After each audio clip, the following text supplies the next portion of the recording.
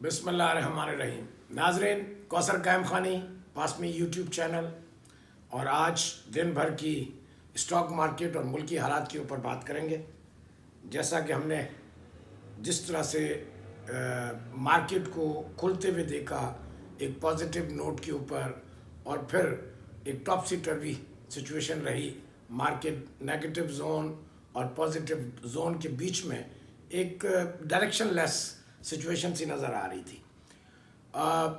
जिस तरह से मैं कई दिन से लगातार आप लोगों को बताता जा रहा हूँ कि एक स्ट्रेटजी है बड़े इन्वेस्टर की, फंड्स की, इंस्टीट्यूशंस की, तो दूसरी तरफ हम छोटे इन्वेस्टर्स को भी एक मुत्तहदा स्ट्रेटजी अपनानी चाहिए ताकि हम उनके ट्रैप में नहीं आए। मैं आपको कई दिन से लगातार इसी चीज़ पे फोकस कर रहा हूँ। 3 हफ्ते पहले मैंने कहा 20 और 30 जून के बीच में एक बड़ी सेल आनी चाहिए, आने वाली है। बाखबर रहिएगा, अपनी पोजीशंस को उस तरह से एडजस्ट कीजिएगा।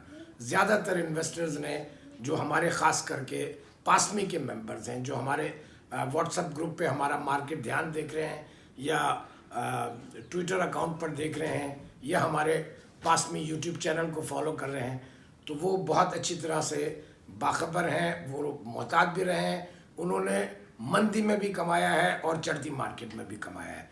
तो अब आज की सूरत हाल में देखें जिस तरह से मार्केट ने बिहेव किया, बहुत नैरो बैंड के अंदर मार्केट ने पूरे दिन 392 शेयर्स के अंदर काम हुआ है। 262-61 पॉइंट के बीच में मार्केट घूमती रही है सारे दिन। एक डायरेक्शन लेस सिचुएशन थी, कभी ऊपर जाती थी, कभी नीचे जाती थी। अब इसको आप आज की मार्केट को देखेंगे तो end of the day 86 point minus होकर जो 48,000 का एक स्ट्रॉन्ग साइकोलॉजिकल बैरियर था, वो कल टूटा बहुत माइनर मार्जिन के साथ। 13 पॉइंट माइनस थी, लेकिन आज हमने देखा कि वो 86 पॉइंट्स गिरकर 47,900 पे बंद हुई है।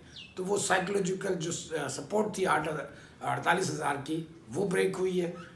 टोटल वॉल्यूम में हम देख रहे हैं लगातार डिक्लाइन आ रहा है। एक वक्त में हमने देखा 2.2 बिलियन तक काम हुआ, जो रिकॉर्ड है पाकिस्तान की तारीख का। फिर हम लगातार उसको देख रहे हैं कि 1 अरब से ऊपर वॉल्यूम चल रहा था, और फिर जब हमारे आम इन्वेस्टर्स ने अपने इंटरेस्ट कम किए हमारी हिदायत के मुताबिक, तो फिर हम देखते हैं कि अब उनको रूम नहीं मिल रहा इंस्टीट्यूशंस को अपने शेयर्स को रिडीम करने के लिए। जो पैसे चाहिए अपने शेयर्स को अच्छे रेट पे बेचने के लिए, आम इन्वेस्टर बायर वो कम हुआ है। जो नई आम इन्वेस्टर हमसे कनेक्टेड हैं, वो हमने देखा है कि वो पिछले 4-5 दिन से वो बाइंग कर रहे हैं, जबकि foreign institute, foreign investor, local institute वो सेल में जा रहे हैं। लेकिन जो नहीं फॉलो कर रहे हैं वो लगातार अपनी बाइंग उनकी नज़र आ रही है एंड ऑफ द डे। तो उस सूरत के अंदर हम आज देखते हैं कि ये जो सिनेरियो है, इसके अंदर आज का हमारा मार्केट ध्यान कैसा रहा। आज हमने जो मार्केट ध्यान सुबह 9 बजे जारी किया था अपने मेंबरान को, व्हाट्सएप ग्रुप पर भी, पासमी के फेसबुक ग्रुप पर भी, और ट्विटर के ऊपर भी, हमारा ध्यान ये था कि adopt reverse strategy, that is short cell strategy. हम मार्केट को बेरिश देख रहे थे, हम देख रहे थे मार्केट नीचे आएगी। तो ये पहला पॉइंट था कि शॉर्ट सेल अडॉप्ट करें, बाइंग में ना जाइए।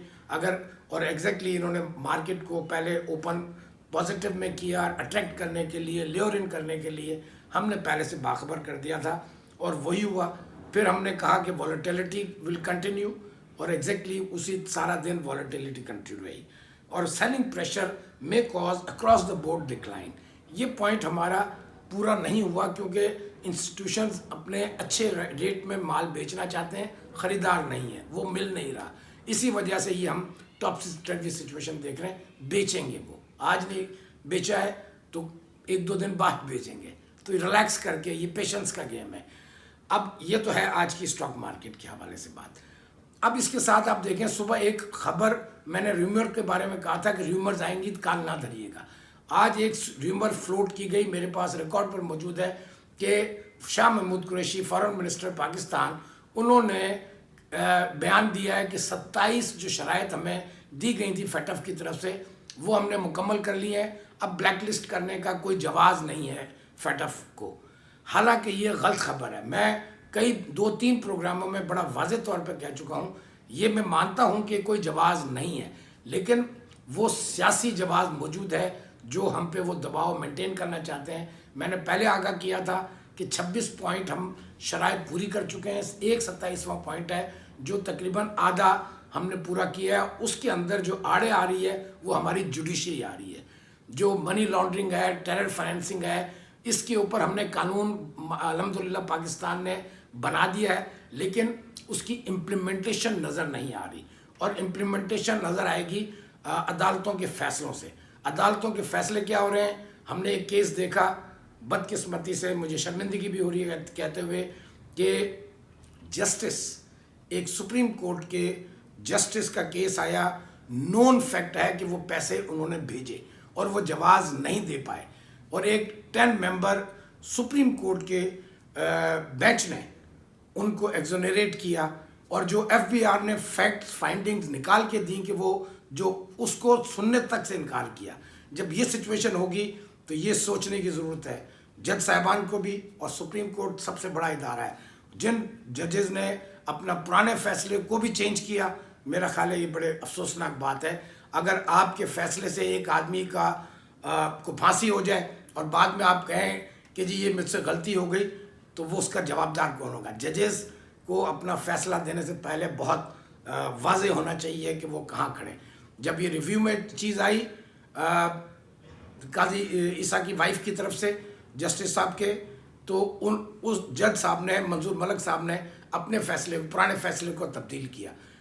جو منی لانڈرنگ کے شواہد ہیں وہ موجود ہیں, پراپرٹی موجود ہے. انہوں نے, قاضی صاحب نے بھی, ان کی وائف نے بھی تسلیم کیا کہ یہ ہماری پراپرٹی ہے. اب آپ کو جو انکوائری کرنے والے ہیں ان اداروں کو آپ روک رہے ہیں. ایف آئی اے کی رپورٹ کو آپ نے, ایف بی آر کی رپورٹ کو آپ نے روک دیا, اس کو سننے سے انکار کر دیا اور انہیں ایگزونریٹ کر دیا. تو اس کا تاثر بین الاقوامی سطح پر کیا جائے گا؟ ایک جج کو بچانے کے لیے آپ 22 کروڑ عوام کے انٹرسٹ کو داؤ پر نہیں لگا سکتے. یہ میری درخواست ہے.